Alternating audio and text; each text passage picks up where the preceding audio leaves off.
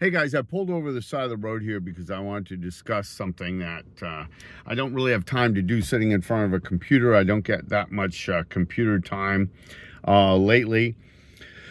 So, as you know, my channel has been dedicated predominantly to exposing the illegal, immoral, and unethical sex things that police are engaged in, and also the registry as a collateral damage supported in large measure by these stings and by other stigmata.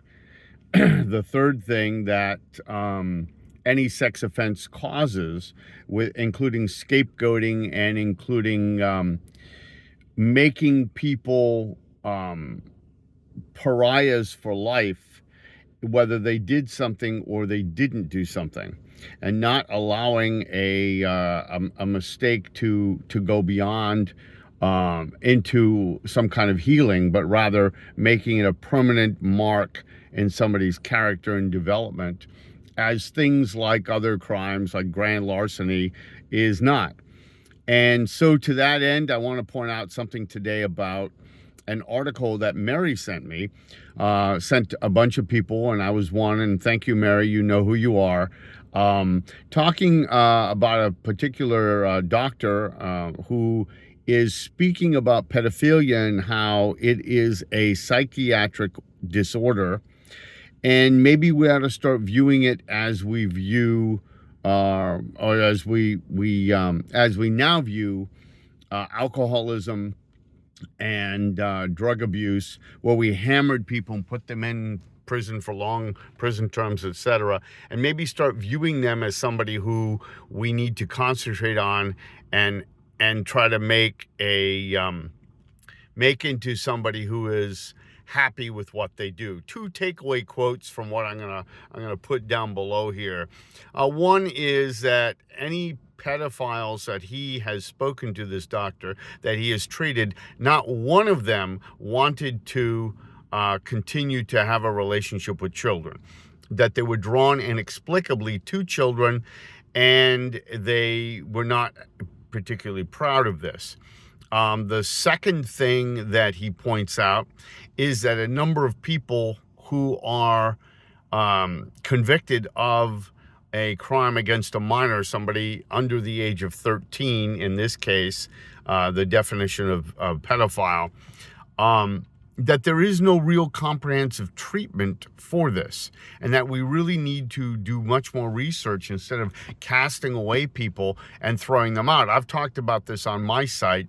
They have done psychiatric evaluations on a number of people, including me, 3 in question. And remember, what created the psychiatric evaluation? You know, we forget about that. It was the conviction.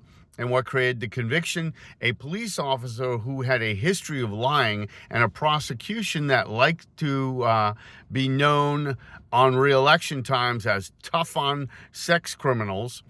They made a mistake, and they are the ones that convicted. So we proceed from what is called in the law the fruit of the poisonous tree, what is called in logic an incorrect assumption, an incorrect premise, and then you go on from there to make all kinds of mistakes after that. And then, of course, that gets you the sex offender evaluation, which, as the 2 people who did it on me most recently said, well, when I confronted them on it, their comment was, well, you know, you were convicted, and that's why we proceed from the standpoint that you're guilty. So we're not going to do a scientific analysis. Apparently what we're going to do is try to find some kind of social science grasping that's going to justify what they did in the court. So you can see immediately the idea is entirely corrupted. And again, the word corruption is perhaps overused. I want to make sure you get the Latin definition, which is burst or broken entirely. And that's exactly what it is, rather than some kind of evilness. It's simply a bunch of things stitched together, which comes oftentimes to the wrong conclusion. And again, when you do have somebody who is desirous of children, what are you doing about it? Are you doing anything to help them, or are you simply throwing them away? We have people who appear on my channel who say that they ought to be killed. People like me ought to be killed. Why? You know, I wasn't convicted of human trafficking. I wasn't convicted of having sex with children, unlike Caitlin Grimley, 1,800 police officers, the current president of the United States, who certainly has a lot more evidence toward a conviction than I ever would, as well as many, many others in positions of power and influence, and the rules seem to be bent for them.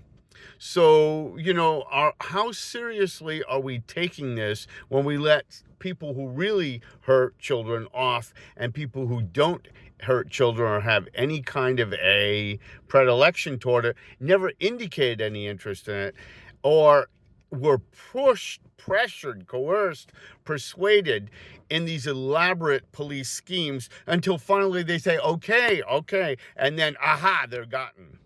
So, you know, we have a lot of work to do in this area, but I will post his article down below. It's fascinating on how we ought to really look at this.